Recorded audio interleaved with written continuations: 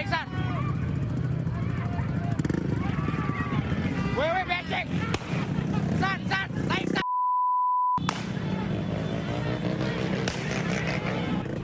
Tak terima dibubarkan, sejumlah pelaku balap liar di Jalan TB Simatupang, Jakarta Selatan mengeroyok seorang anggota polisi. Aksi penyerangan berlangsung mencekam tanpa ada yang melerai. Polisi terpaksa melepaskan tembakan peringatan untuk menyelamatkan diri. Aksi brutal ini viral di media sosial. Selain di Jalan TB Simatupang, balapan liar juga terjadi di Jalan Tentara Pelajar, Kebayoran Lama, Jakarta Selatan.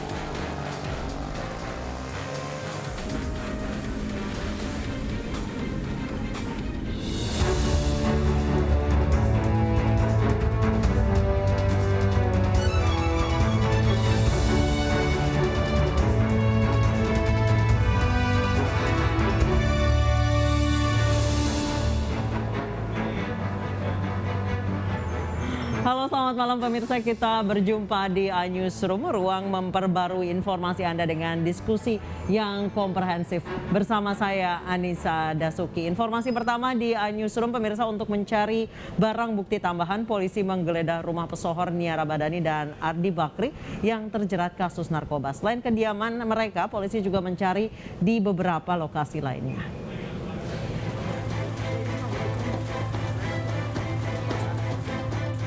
Penyidik Satuan Reserse Narkoba Polres Jakarta Pusat membawa ketiga tersangka ke beberapa titik penggeledahan. Salah satu titik penggeledahan yakni kediaman pesohor Nia Ramadhani yang terjerat dalam kasus narkoba bersama suaminya Ardi Bakri. Namun dalam penggeledahan, polisi tidak menemukan barang bukti tambahan. Polisi menangkap artis Nia Ramadhani dan suaminya pengusaha Ardiansyah Bakri di kediaman pasangan suami istri ini di kawasan Pondok Indah, Jakarta, Rabu lalu. Penangkapan berawal dari pengakuan ZN, sopir pribadi Nia dan Ardi, yang menyebut pasangan ini kerap mengkonsumsi narkoba jenis sabu. Setelah menggeledah rumah Nia, polisi menemukan barang bukti 1 klip sabu dan alat isap. Ketiganya lalu ditetapkan sebagai tersangka. Kepada polisi, Nia dan Ardi mengaku menggunakan sabu sejak 5 bulan lalu akibat stres karena tekanan pekerjaan di tengah pandemi.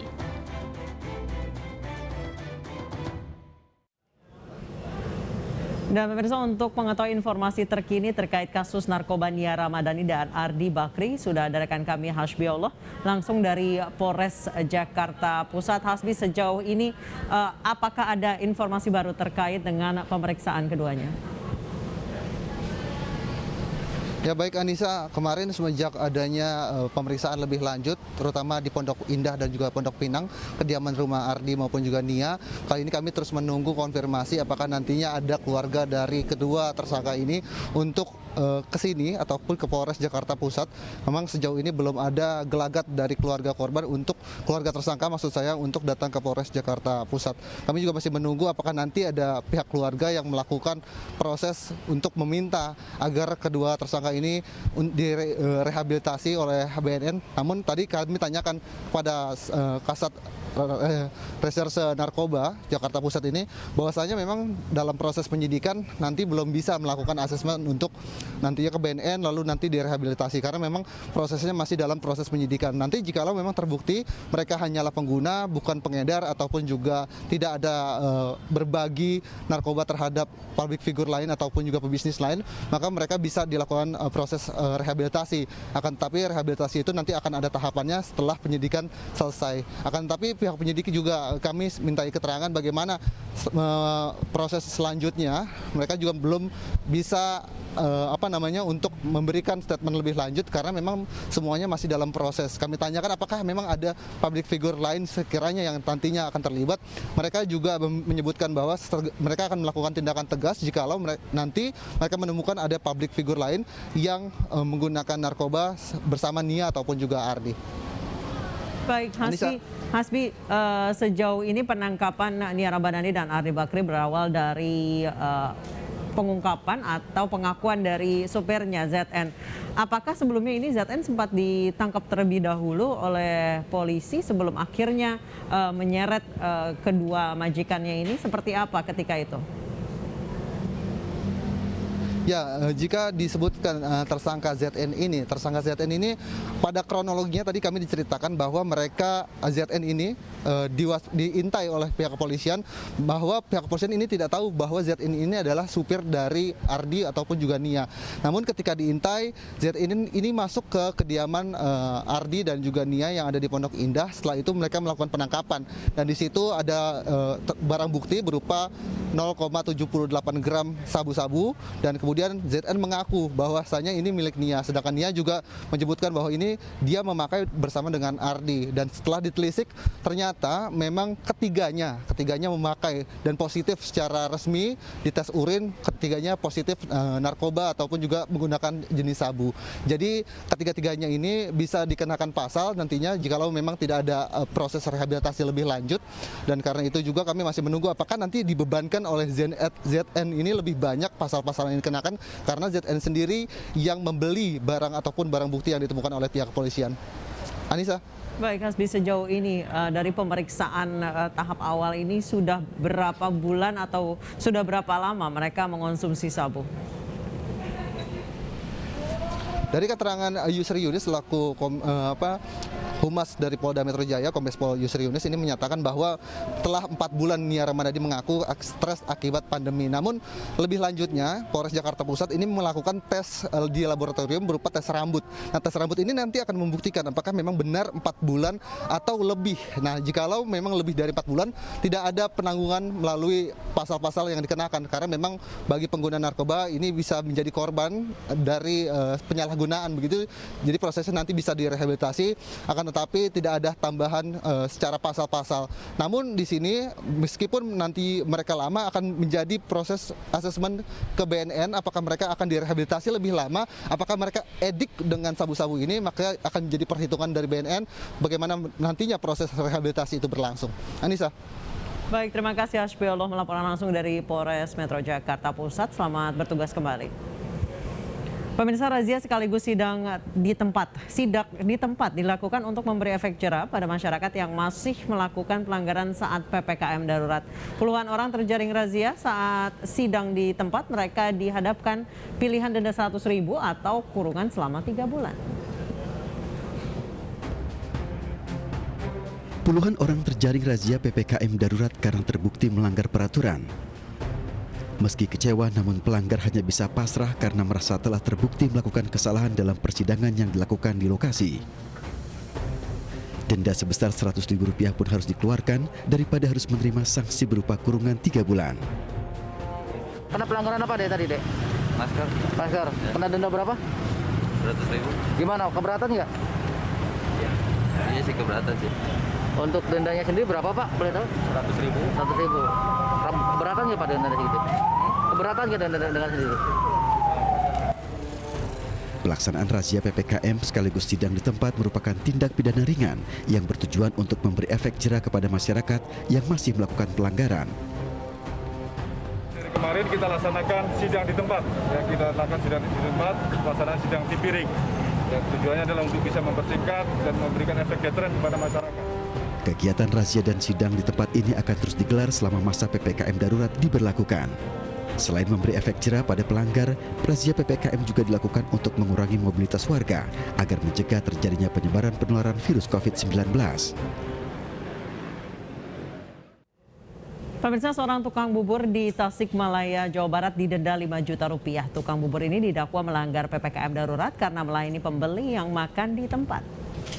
Menjatuhkan pidana denda kepada terdakwa sejumlah Rp5 juta dengan ketentuan apabila denda tersebut tidak dibayar diganti dengan Rp5 juta, itulah besarnya denda yang harus dibayar Salwa dan Uloh karena melanggar PPKM di Tasikmalaya.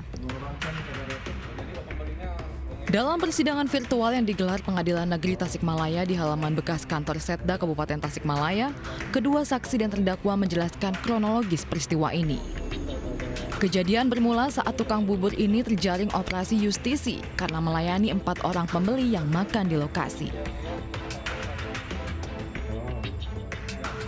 Atas hukuman yang dijatuhkan, terdakwa sempat meminta keringanan pada hakim. terima. Ada keringanan nggak buat Dendanya minimal 5 juta, maksimal 50. Jadi kami menjatuhkan pidana minimal itu. Sudah nggak bisa kami turun lagi karena itu minimal pidana kurungan selama 5 hari. Kita ya tinggal pilih aja mau 5 juta atau 5 hari, gitu ya. Namun hakim berdalih, hukuman yang ditetapkan adalah hukuman minimal mengacu pada Perda Provinsi Jawa Barat. 5 juta ini. Kalau saya mah apa keberatan. 5 juta mah ya kalau pertengahan sampai 2 malah insyaallah. Saat ini terdakwa diharuskan membayar denda ke Kejaksaan Agung Negeri Kota Tasikmalaya sebesar 5 juta rupiah atau subsidi kurungan penjara 5 hari.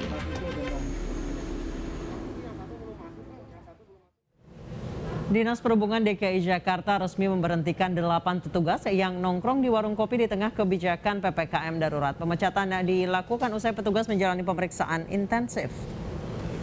Pelepasan 8 petugas yang diberhentikan Dinas Perhubungan ini diselenggarakan di halaman Balai Kota Jakarta. Dari hasil pemeriksaan mereka mengakui perbuatannya. Kepala Dinas Perhubungan DKI Jakarta, Syafrin Liputo, membenarkan kejadian yang sempat viral di media sosial ini membuat mereka mendapat hukuman disiplin tingkat berat karena terbukti melanggar aturan PPKM darurat.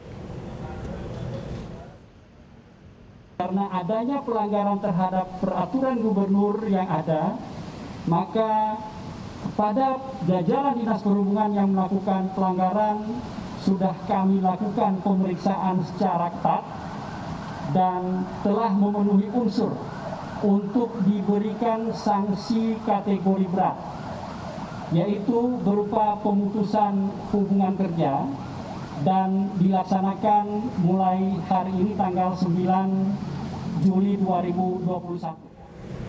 Video peresmian Kampung Tangguh Nusantara viral di media sosial. Acara yang diresmikan Bupati Pandeglang tersebut menimbulkan kerumunan.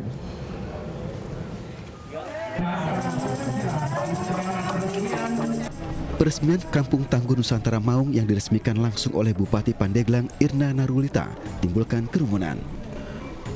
Video peresmian yang mengundang kerumunan tersebut viral di media sosial. Banyak pihak yang menyayangkan mengapa Bupati mengadakan acara tersebut di saat pemerintah mewajibkan pelaksanaan kegiatan PPKM darurat. Kalau menurut saya sih itu keramaian-keramaian yang dibuat sama pimpinan atau seorang kepemerintahan itu nggak baik gitu. Apalagi itu kan mengundang kerumunan masyarakat gitu. Apalagi ini diadakan acara gitu. Sementara itu saat acara berlangsung Bupati Pandeglang Irna Narulita menegaskan kegiatan tersebut masih terbilang aman karena petugas keamanan dari kepolisian, Satpol PP dan TNI selalu mengimbau warga untuk menerapkan protokol kesehatan. Nah, tadi kegembiraan mereka ditunjukkan, sudah diingatkan terus untuk protokol kesehatan dijaga, jaraknya, ya maskernya ya, diperketat, dan ini tanda syukur mereka hari ini kita datang untuk mereka bisa memberikan inspirasi kepada 10 desa. Acara Kampung Tangguh Nusantara ini merupakan program yang digagas Polri untuk menekan angka penyebaran COVID-19 di masyarakat. Dan pemirsa, bagaimana informasi terkini terkait kasus kerumunan yang melibatkan Bupati Pandeglang? Sudah ada bersama kami Iskandar Nasution. Iskandar, sejauh ini apa informasi terkini yang didapat dari Pandeglang dan pernyataan Bupati terkait dengan acara Kampung Tangguh yang ternyata memicu kerumunan itu seperti apa? Saya kabarkan bahwasanya kegiatan desa Kampung Tangguh ini memang diprakarasai oleh pihak Polres Pandeglang, Banten. Menurut pihak kepolisian, bahwasanya desa tersebut merupakan desa yang selama pandemi COVID ini, yakni selama 2 tahun terakhir ini, tidak memiliki data tentang pasien COVID atau memang bebas COVID dan termasuk daerah hijau, demikian. Baik, meskipun daerah hijau saat ini PPKM kan sudah dilaksanakan di Pulau Jawa dan Bali, termasuk berarti di Provinsi Banten. Tidakkah ini seharusnya berlaku untuk di semua wilayah, bukan hanya di zona hijau, kuning, merah? Ya, hal ini memang sangat disayangkan oleh warga sekitar yang mana mereka sendiri kegiatan mereka selama ini sudah ditutup dan diawasi, sementara di kampung mereka sendiri ternyata kegiatan itu tetap dilaksanakan. Mereka sayangkan karena warga tidak bisa diberitahu atau lagi apa, karena mereka sendiri antusias melihat kegiatan tersebut karena desa mereka dijadikan desa siaga Nusantara, yang mana desa mereka ini dikategorikan adalah desa yang tingkat kedisiplinannya tinggi, tingkat kerawanan kriminalnya rendah, dan sangat bersih, dan mereka sendiri terbebas dari COVID, demikian. Baik Iskandar, apakah ada rencana untuk diteruskan ke jalur hukum terkait kasus ini?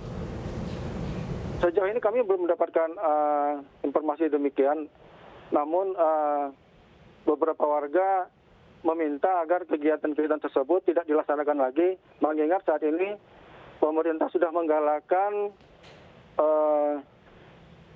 PKBF, pelaksanaan pengamanan terhadap para warga yang masuk dan warga yang keluar dari daerah, dan hal ini dikhawatirkan dapat memicu daerah hijau ini menjadi terpapar COVID-19. Demikian. Baik, Iskandar, apakah setelah video ini viral, kemudian banyak juga kritikan untuk Bupati, apakah dilakukan tracing ataupun kemudian akan diantigen massal warga yang hadir, termasuk penyelenggara dan mereka pejabat-pejabat yang hadir di sana? Sejauh ini kami belum mendapatkan informasi demikian. Tadi juga kita sudah menanyakan ini ke pihak terkait, namun belum ada keterangan resmi terkait adanya tracing maupun pemeriksaan warga yang diduga akan terjangkit. Demikian. Baik, Iskandar Nasution, kami berharap masyarakat di sana terus mendesak agar memang kasus ini diusut tuntas agar hal yang sama tidak terjadi lagi di wilayah lain di Indonesia. Terima kasih Iskandar Nasution melaporkan langsung dari Pandeglang, Banten. Pemirsa, usai jeda pemerintah resmi memberlakukan PPKM darurat di luar Pulau Jawa dan Bali. Seperti apa kesiapan di daerah? Perbincangannya akan kami hadirkan sesaat lagi, tetap di iNewsroom.